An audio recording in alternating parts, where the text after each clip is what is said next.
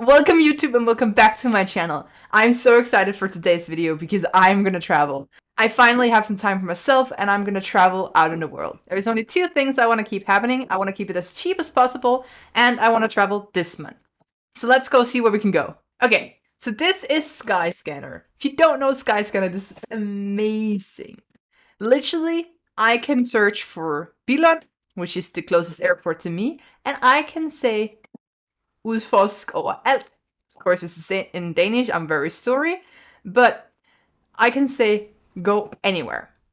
I want to go this month, as I said, and I also want to return this month. So let's see what comes up here. So, okay, I've been to Germany. I live in Denmark, so I'm in Germany quite often. I don't want to go to Germany. Belgium I've seen quite a bit, and I've been to London. The first thing coming up here, the cheapest, is Poland. I've never been to Poland.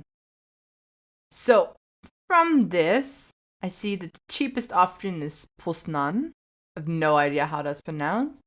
And then we have Gdansk and Wrocław and Krakow. After looking into it a little bit, I see that people are saying mostly, if I had to pick between these two, because there's not much of a price difference, and I do want to see something beautiful, I should go to the Gdansk instead of going to Poznan, because I would not be able to spend a week in Poznan. Alright, after looking a bit, the cheapest I can pretty much go for a week is pretty much going to Gdansk from the 23rd to the 30th.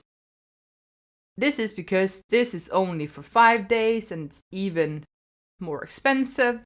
And this is only for 3 days, which is clearly not enough. So let's go to Gdansk.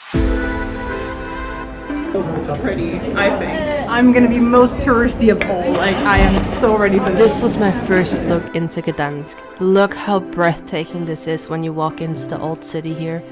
It was so unbelievable for me. So beautiful.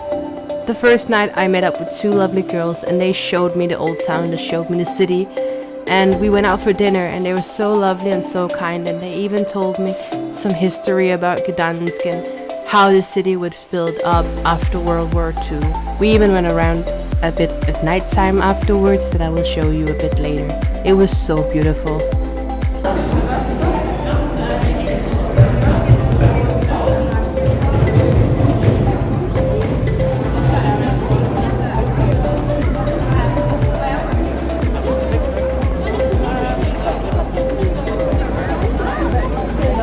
Fun fact, all this is like completely new. It used to be This looks all run-down buildings, but I think they made it up so nice. Like it matches the, you know, the I really like it.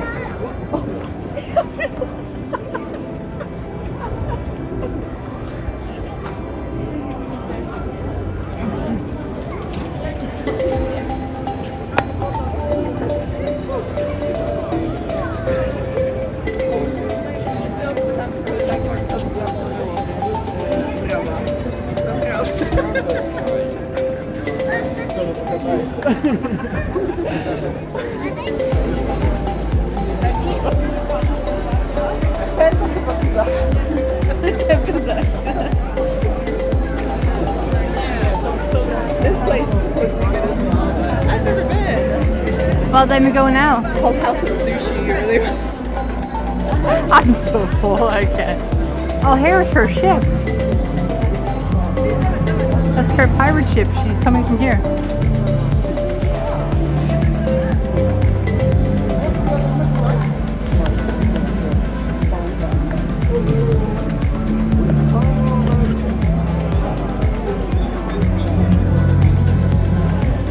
Here's the church from the other side at like 7 a.m. in the morning. Being in Gdansk, of course, I had to make my way to Malbork. And this is Malbork Castle, the biggest castle in the world measured by area. And as I'm showing you some of the wonderful sight I saw at Malbork Castle, I would like to tell you a little bit about it.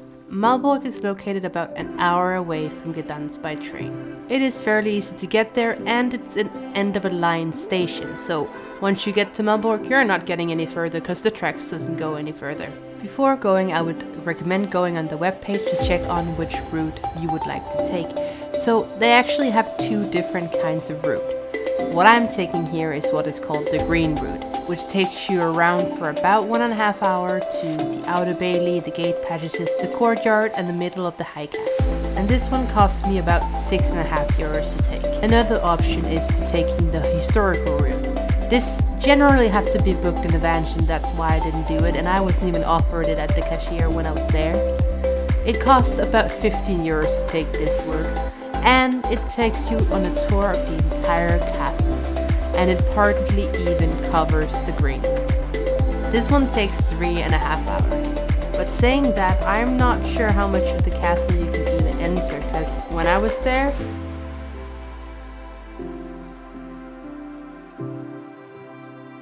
so, Malbork Castle actually was formerly named the Castle of the Teutonic Order in Malbork. Very long name. But this is because the Teutonic Knights were the one who built the castle. And they started building the castle in around 1274.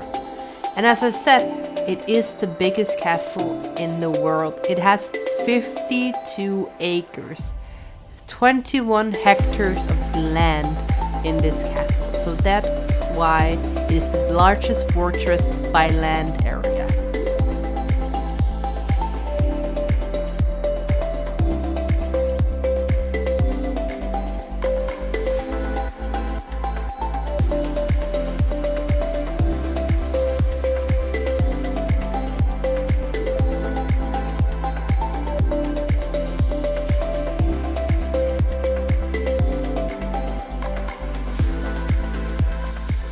Okay, so I just arrived at my hotel for the night in Krakow, and I gotta admit, I splurged a little bit on this one.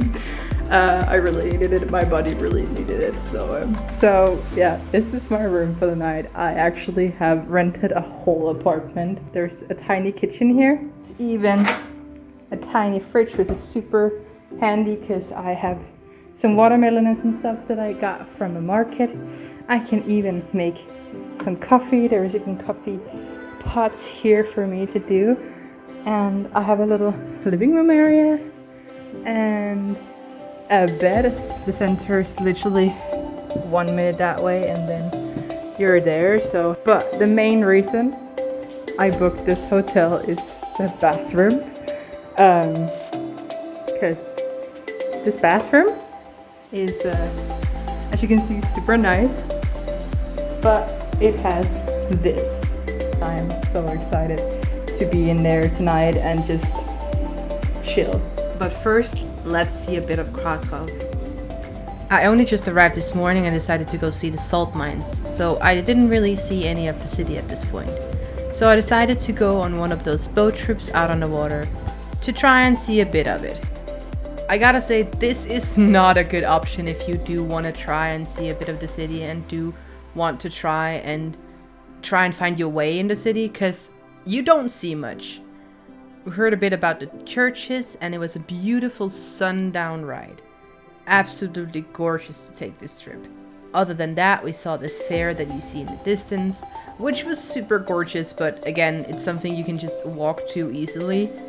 And unfortunately, the river doesn't flow through the old town, so you don't really see any of that.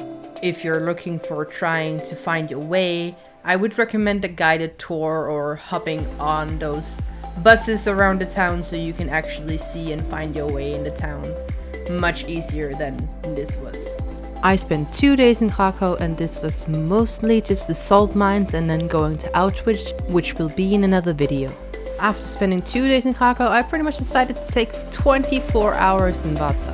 Entering this city is a completely other view because then you're really in the big city. And by the way, these are the trains. They're super old and I could really rant for hours about these trains, but I won't. This was my view from my apartment that I rented for the night. It was absolutely gorgeous, even though I'm not really a big city lady. But pretty much the first chance I got, I went to the old town and just walked around there because it's so freaking gorgeous in the old towns, and I much rather want to be here where there's pretty much no cars and you just walk around with this old vibe than going on a big city holiday. This is definitely my vibe. I've freaking love it here. It's so gorgeous. I went on a few museums here in this area around this. There's a really beautiful Museum of Warsaw. It's right over here. And I pretty much only reached like 3 museums before I had to go back to Gdansk because that was where I was flying from. So the last evening I spent back in Gdansk. And I gotta say, Gdansk is my favorite city. It's so gorgeous here with the old town, and maybe it's because I went here first. But compared to the other old towns, I think Krakow is the second best, and then Warsaw was definitely my least favorite because that's not my kind of vibe with the big cities and so. So I was just very happy to spend the last evening and the very last morning in Gdansk, just walking around the old streets. I even had a hotel for the night in Gdansk, which was so beautiful experience. I gotta say, traveling alone for the first time has really opened up a new world for me.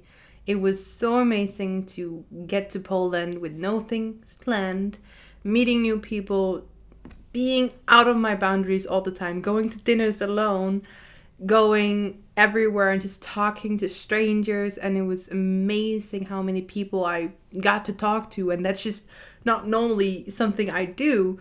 And taking myself out to dinner is normally something I find very over my limit, but it was amazing. And I really hope that I can bring myself to bring some of the person I was in Poland back with me to Denmark, because it was just a whole different feeling going out for dinner. One of the nights I went to get dumplings and I asked the waiter, please order just something for me. Can be anything you like, you choose, don't even tell me what it is. And then she did, and she was so kind, and I talked to her like the entire night pretty much, and she made me feel so comfortable being there, even though I was alone, and I was even sitting at a 6-person table, so it was a giant table just for me. But it was amazing just being there and the vibe, and I enjoyed just having dinner on my own and not having to be anything for anyone else. So honestly, Poland is just gorgeous. When I went, I did not know what to expect. I went with the thing that I was gonna do everything so cheap as I could, and this was just supposed to be a cheap holiday, and then I could say, okay, I've been to Poland and it's cheap. But no, the view is so gorgeous, and I went to so many museums. I treated myself some nights for a little bit of fancy hotel because my body needed it, because I walked literally so much.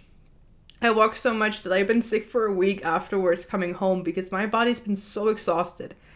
In just 1 week, I walked 164,510 steps. If this doesn't sound a lot to you, that pretty much is 115 kilometers in a week. That is about 16.5 kilometers walked every day. I walked almost 3 marathons in a week. But Poland was amazing, and I definitely will be going back one day, that's for sure. And I am so excited to keep traveling on my own. This has really been a great step towards my dream of living in a van and just traveling the world alone. So definitely, I'm so much happier now that I've done this, and I'm so excited to keep on my journey for van life. Thank you so much for watching along with my little Poland series. I know everything is not properly filmed or anything, it's not really good, but I really only had my phone, and so many things I wanted to film I couldn't film because I needed to preserve my power. So I didn't get lost, because I used my phone constantly for Google Maps and trying to find my way and stuff. But if you want to support me, then please follow down below so that someday I can buy a proper thing to do some videos when I'm traveling, and I want to travel a lot more. Thank you for watching along. I really appreciate your time, and I'll see you next time. Bye!